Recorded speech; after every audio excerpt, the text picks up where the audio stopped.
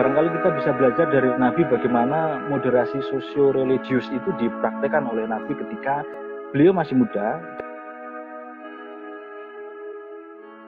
Terima kasih atas kehadiran di pertemuan series kita yang insyaallah istiqomah dalam beberapa agenda ke depan.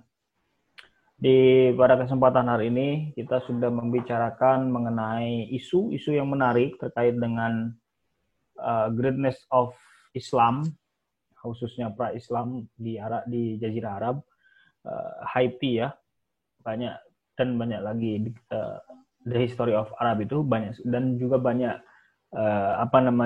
literatur yang lain yang berbicara tentang history of Arab. Nah, di kesempatan malam ini saya akan mencoba bukan membedah sih ya, tetapi mendiskusikan kembali terkait dengan pandangan-pandangan yang tentu saya referensinya tidak menggunakan Haiti tentu.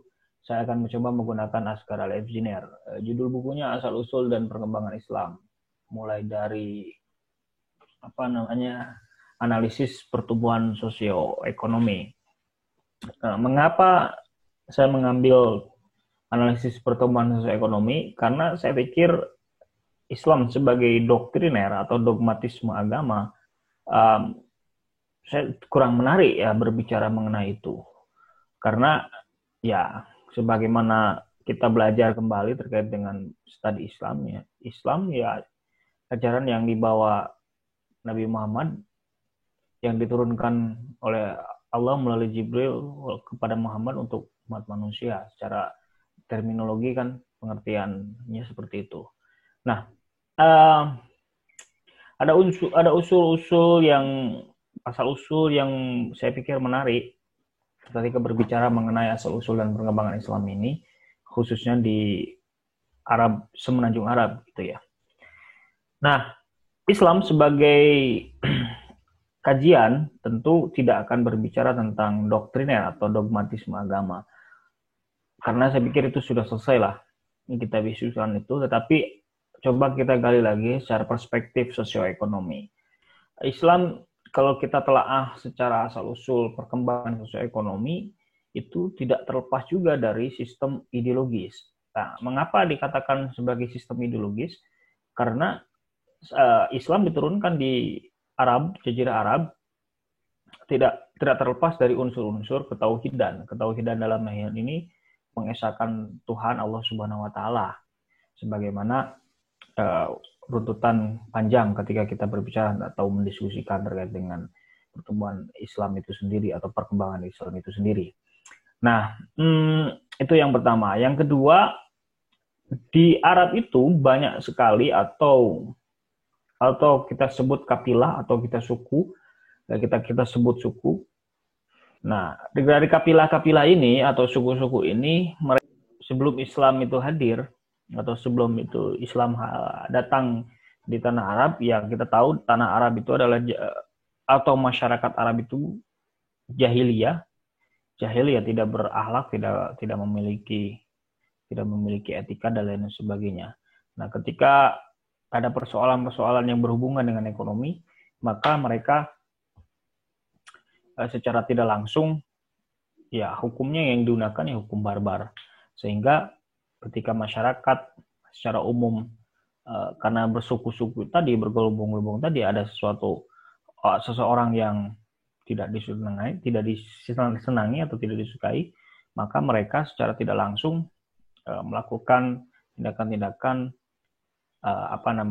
hukum barbar itu sendiri. Nah, dari kajian tersebut saya menarik ternyata dari kenapa orang Arab atau orang-orang kapilah-kapilah di Arab itu sebelum pra-Islam itu hadir, mereka melakukan secara ekonomi itu hukum barbar tadi. Ternyata itu sebagai bagian dari kajian tidak terlepas dari monopolistik pendapatan ekonomi yang mereka kaji atau yang mereka miliki, sehingga transaksi yang tidak menguntungkan bagi kapilah-kapilah yang berkuasa di tanah Jazirah Arab itu, mereka lebih baik memonopoli sebagian kapasitas kajian-kajian ataupun tempat-tempat ekonomi mereka untuk agar orang lain tidak beruntung. Nah, oleh karena itu, bagi saya ketika berbicara mengenai aspek-aspek awal pra-Islam di Arab itu menarik dari aspek kacamata 3 hal tadi yang sudah saya sebutkan. Tentu nanti akan berbicara mengenai siapa tokoh-tokohnya dan sebagainya. Sebagai pengantar mungkin begitu dari saya. Mohon tanggapan dan respon dari teman-teman semua yang saya pikir bisa menambahkan perspektif atau sudut pandang yang lain mengenai Arab pra-Islam. Saya berbicara terlalu... Bismillah. Assalamualaikum warahmatullahi wabarakatuh. Oke, langsung saja. Pertama, terima kasih untuk teman-teman Jackman yang sudah mendiskusikan tema ini, kemudian memfasilitasi ruang kajian ini, di mana kita memiliki hak untuk berbicara jauh melebihi dalam tanda kutip apa yang kita kaji selama ini dalam konsentrasi kita sebagai pengajar misalnya. Menurut saya itu merupakan satu pengembangan wawasan pengetahuan yang luar biasa. Oke, saya masuk ke tema kita hari ini. Kita berbicara tentang sejarah pra-Islam. Menurut hemat saya, berbicara sejarah pra-Islam setidaknya kita harus menghadirkan 3 peradaban besar. Yang pertama adalah peradaban Arab pra-Islam itu sendiri. Kemudian yang kedua adalah peradaban Romawi kuno. Terus kemudian yang ketiga adalah peradaban Yunani. Nah, di mana ketiga peradaban ini itu memiliki keunggulan masing-masing. Barangkali saya akan mulai dari sosiohistorisnya, khususnya dalam aspek hukumnya, karena saya berangkat dari orang hukum kan gitu. Nah, misalnya kita mulai dari Yunani, nanti kita Arab terakhir ya. Dari Yunani jauh sebelum Islam itu hadir, masyarakat Yunani itu sudah memiliki konsep-konsep filosofis tentang bagaimana dialektika legal dan moral itu diberlakukan di tengah masyarakat. Misalnya kita tahu ada Plato memiliki kitabnya Republik, misalnya kemudian Aristoteles memiliki kitab politik bagi kita yang jauh hidup. Setelah itu dengan adanya literatur yang luar biasa itu kita bisa setidaknya bisa mengabstraksikan bagaimana masyarakat Yunani hidup di bawah hukum yang dalam tanda kutip tentu sudah memiliki alur yang jelas. Kemudian yang kedua, yaitu peradaban Romawi. Nah, di peradaban Romawi kuno ini, dalam sisi hukumnya itu juga memiliki aspek-aspek menarik. Misalnya, kalau sebagaimana yang disampaikan oleh Ali Ja'far Muhammad dalam bukunya Marhalatul Tasyri' itu, jadi kalau beliau mendefinisikan at-tasyri' itu adalah the science of legislation, jadi ilmu atau pengetahuan tentang legislasi. Nah, di sana disebutkan bahwasanya Romawi itu perbudakan ketika misalnya satu keluarga atau salah satu di antaranya itu sudah dimerdekakan, maka siapapun yang telah dimerdekakan dia memiliki hak untuk mewariskan. Itu yang luar biasa. Nah, itu dari sisi kekerabatan. Nah, dari sisi pernikahan pun ternyata Romawi juga mengakomodir itu. Artinya apa? Tidak hanya dari sisi kekerabatan, dari sisi kekeluargaan yang bisa mewariskan, tetapi dari sisi perkawinan pun itu bisa. Nah, itu hasil penelitiannya. Nah, kemudian bagaimana dengan masyarakat Arab pra-Islam misalnya, karena kita berbicara sejarah pra-Islam. Nah, di penelitian itu ada yang menarik, atau kita pakai penelitiannya Suhail Fatlawi lah dalam bukunya The Principle of Human Rights itu, A Comparative Study of International Law, itu dia menyebutkan bahwasanya masyarakat Arab itu tidak benar-benar tanpa hukum. Artinya di sana sudah ada hukum-hukum yang mengikat antar kabilah. Nah, jadi tidak lantas benar-benar barbar, tapi ada hukum-hukum tertentu yang itu harus disepakati antar kabilah. Misalnya tentang melarang membunuh seorang utusan atau seorang misalnya dari kabilah A mengutus seseorang sebagai utusan untuk menyampaikan pesan ke kabilah B. Nah, utusan ini itu disepakati oleh para kabilah tidak boleh dibunuh.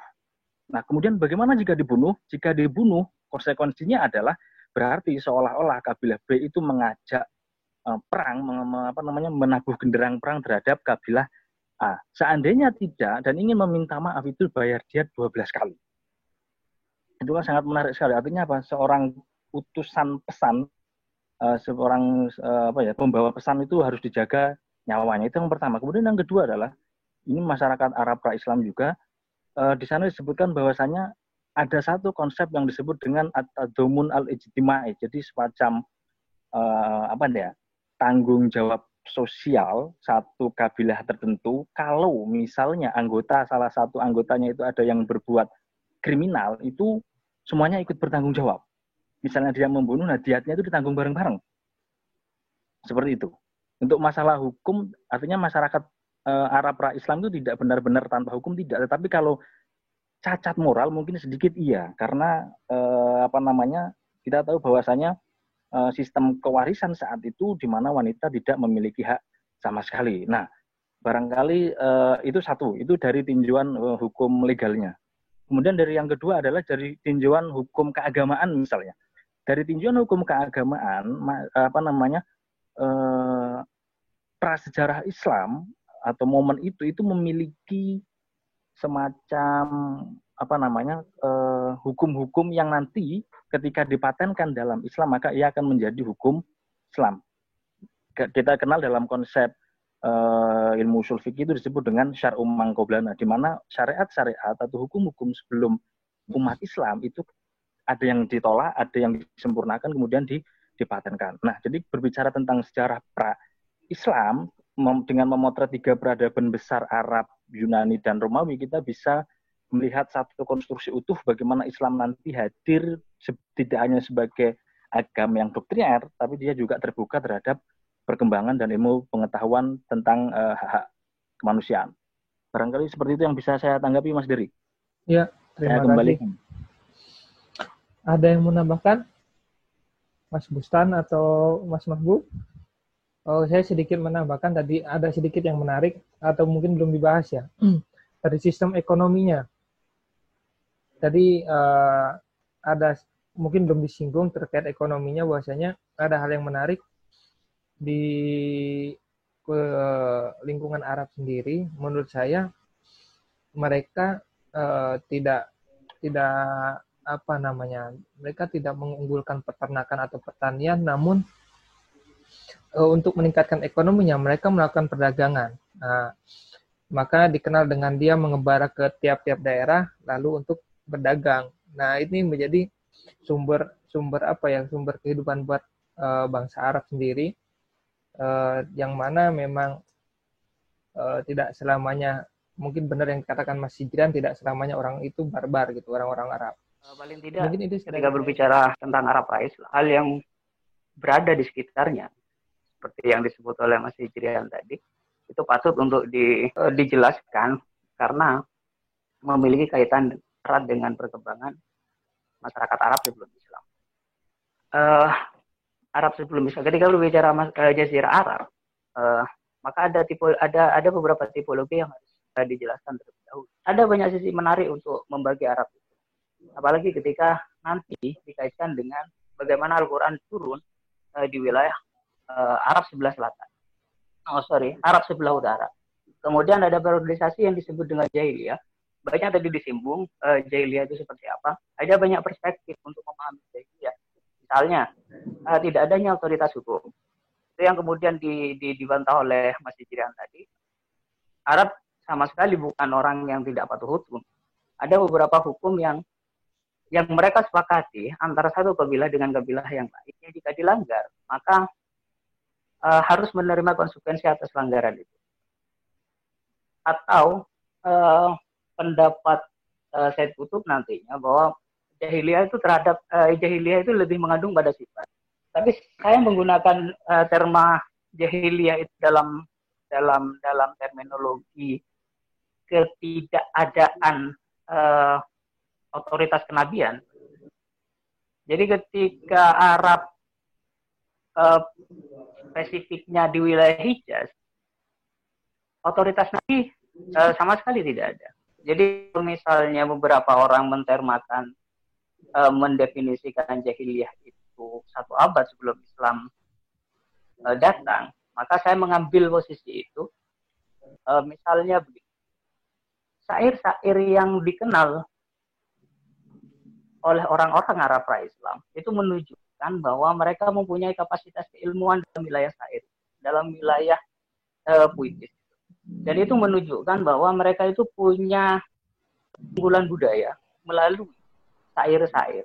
Nah, syair-syair ini, keunggulan budaya itu nanti akan mempengaruhi bagaimana Quran itu datang, kemudian bagaimana Quran itu bisa memenangkan masyarakat Mekah khususnya yang tidak pernah dimenangkan oleh agama-agama samawi lainnya. Dia selalu setia dengan agama pagannya. Kenapa demikian?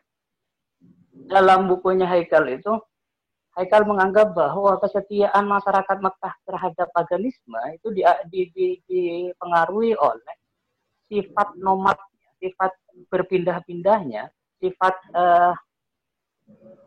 penyatuan mereka terhadap esensi adikodrati yang ada di alam yang menyesuaikan dengan nenek moyang. Jadi bagi mereka, mereka terlalu puas dalam keyakinan paganisme itu, karena dianggap merupakan representasi dari kekuatan alam yang mereka alami. Dalam cerita Arab pra-Islam, ketika kita mau mengaitkan dengan Al-Quran nantinya, ada yang dikenal dengan Ayyamul Arab. Ayyamul Arab itu perperangan tanpa henti antara satu suku dengan suku yang lain. Dalam sejarah itu pertama kali Ayyamul Arab itu terjadi, itu perang Basus namanya. Perang Basus itu melibatkan, Basus itu nama salah satu keluarga dari Al-Mahallil, dari suku Bani Bakar. Untanya dibunuh oleh Kulaib. Kulaib itu membunuh untanya, hanya unta saja dibunuh. Bagi Basus, pembunuhan unta itu melanggar kehormatan suku. Sehingga Muhalil itu membunuh Kulaib. Perang itu terjadi selama 40 tahun. Jadi saking lamanya perang itu sampai turun-temurun. Nah, yang paling menarik dalam Ayyamul Arab itu adalah fungsi syair, fungsi puisi sebagai salah satu alat untuk menyerang secara psikologis lawan mainnya. Jadi dalam Arab itu terdapat 3 kekuatan yang dianggap jika satu suku memiliki kekuatan itu, maka dia akan bisa memenangi seluruh peperangan. Yang pertama itu adalah penunggang kuda dan pemanah. Yang kedua itu penyair. Yang ketiga itu anggota suku, kelompok suku. Kebetulan Bani Bakar itu punya kepala suku yang luar biasa dalam segi syair. Kalau baca kitabnya Al-Isfahani, Al-Qani itu, dia sering menyebut Al-Muhallil. Dia salah satu penyair Arab paling terkenal di zaman pra-Islam. Selain nanti Umru Al-Qais. Umru Al-Qais itu punya syair yang disebut dengan mu'allaqat, dari 7 syair yang dimenangkan saat ada festival syair. Jadi di Arab itu ada festival syair yang dilakukan di bulan-bulan yang tidak boleh berperangan. Jadi lagi-lagi membuktikan apa yang dikatakan oleh Mas Diri. Ada satu konsensus, ada satu legal hukum yang disepakati oleh orang-orang Arab yang tidak boleh dilanggar. Salah satunya adalah penentuan bulan-bulan yang haram bagi mereka untuk berperang. Bagaimanapun permusuhan yang ada, ketika bulan itu, maka tidak boleh ada yang berperang. Kenapa kemudian Al-Quran datang dengan keindahan bahasanya? Karena posisi Arab pada waktu itu, kebudayaan paling tinggi adalah kebudayaan syair, kebudayaan bahasa. Kemudian Quran datang dengan ijaznya yang bahasa, maka Islam itu menang terhadap orang Mekah, kemenangan atas bahasa. Lebih khusus kemenangan karena Al-Quran. Jadi ketika Islam datang, maka dia terikat dengan kondisi sosiohistoris masyarakat Arab sebelum dia datang. Maka kemudian banyak hal-hal yang hukum-hukum yang ada sebelum Islam itu dilegalkan oleh Islam yang mengacu pada saruman qoblana tadi.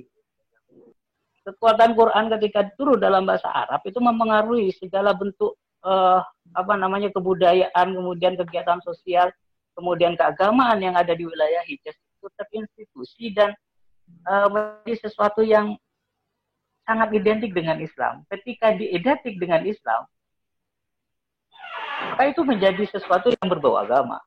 Hal yang berhubungan dengan itu dianggap Islam.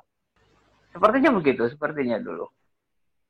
Ketika berbicara Arab pra-Islam itu harus melihat dari struktur kekuatan besar yang tentunya yang sudah disebutkan tadi ya. Ada kerajaan Romawi, ada Yunani dan Arab itu sendiri. Nah, Arab yang lebih yang lebih spesifiknya adalah Mekah. Mekah itu adalah tanah yang tandus sehingga masyarakatnya tidak memungkinkan untuk bertani karena sangat tandus. Tetapi sebagai sebuah peradaban awal, kalau dalam aspek peradaban manusia begitu, Arab menjadikan sebuah kajian yang menarik kalau kita bedah kembali. Mengapa? Karena Arab ini tidak seperti yang orang katakan. Dari aspek inilah saya ingin diskusikan kembali dengan teman-teman. Dari aspek epicentrum dunia waktu itu, mungkin ada tanggapan yang lain dari teman-teman terkait dengan persoalan-persoalan demikian. Monggo, Mas Dijan. Ya, izin menanggapi Dan. Tadi berdasarkan beberapa ulasan yang disampaikan, khususnya dari Mas Mahbub tadi ada yang menarik ya tentang periodisasi. Itu kalau kita berbicara tentang sejarah Islam, itu kan kita berbicara tentang rentang waktu kesejarahan itu sendiri. Kemudian yang barangkali perlu kita dapatkan malam ini, salah satu poinnya adalah tentang tadi Mas Babu sudah mengambil jarak jauh atau batas maksimal bahwasanya yang disebut sebagai sejarah pra-Islam barangkali tadi 1 abad sebelum Nabi turun, Mas ya. Kalau misalnya kita batasi bahwasanya pra-Islam itu adalah sebelum Nabi diangkat menjadi seorang Nabi, artinya di masa-masa Nabi pun itu masuk dalam periode itu, barangkali kita bisa belajar dari Nabi bagaimana moderasi sosio-religius itu dipraktekkan oleh Nabi ketika beliau masih muda, dan ketika Ka'bah direnovasi itu bermacam-macam kepala suku itu rebutan. Kira-kira siapa di antara kita yang paling berhak untuk meletakkan batu hitam itu atau Hajar Aswad itu? Setelah sekian lama berselisih silang pendapat tidak ada jawabannya, kemudian Nabi yang saat itu belum Nabi ya, itu dipanggil, diminta keputusannya bagaimana untuk menyelesaikan masalah ini. Karena beliau terkenal sudah dari kecil kan Al-Amin, yang bisa terpercaya. Kemudian solusinya sangat moderat sekali dari Nabi. Beliau lepas sorbannya, kemudian batu itu diletakkan di sorbannya, kemudian diangkat bareng-bareng oleh para rois-rois kabilah itu, kemudian diletakkan bareng-bareng pula. Sesederhana itu sebenarnya menghadirkan satu bentuk ajaran moderasi yang sangat luar biasa waktu itu. Oke, gitu aja Mas Dery. Iya, terima kasih. Monggo Pak Mahbub. Ketika berbicara Islam, memang batasannya terma yang digunakan adalah kedatangan Islam. Kedatangan Islam itu berarti dimulai dari wahyu turun. Saya pikir sudah satu titik temu ya dari tadi, satu frame periodisasi ketika berbicara Arab Islam seperti itu. Terima kasih bagi Anda semua yang akan menonton video ini, dan mudah-mudahan ini menjadi ilmu yang bermanfaat bagi kita dan khususnya dan lebih umumnya bagi Anda yang menonton di channel kami. Terima kasih. Assalamualaikum warahmatullahi wabarakatuh.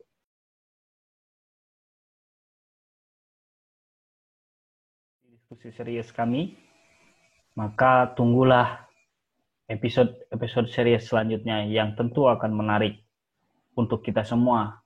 Jadikanlah ini sebuah kajian yang menantang buat diri kita dan juga menantang buat pengetahuan kita, agar kita tetap mengembangkan khasanah ilmu pengetahuan di masa yang akan datang. Stay tune, dan jangan lupa Anda juga saksikan seri-seri selanjutnya di episode Hasanah Ilmu Pengetahuan dengan tema The Greatness of Islam yang dimotori oleh Jack Man. Jangan lupa subscribe.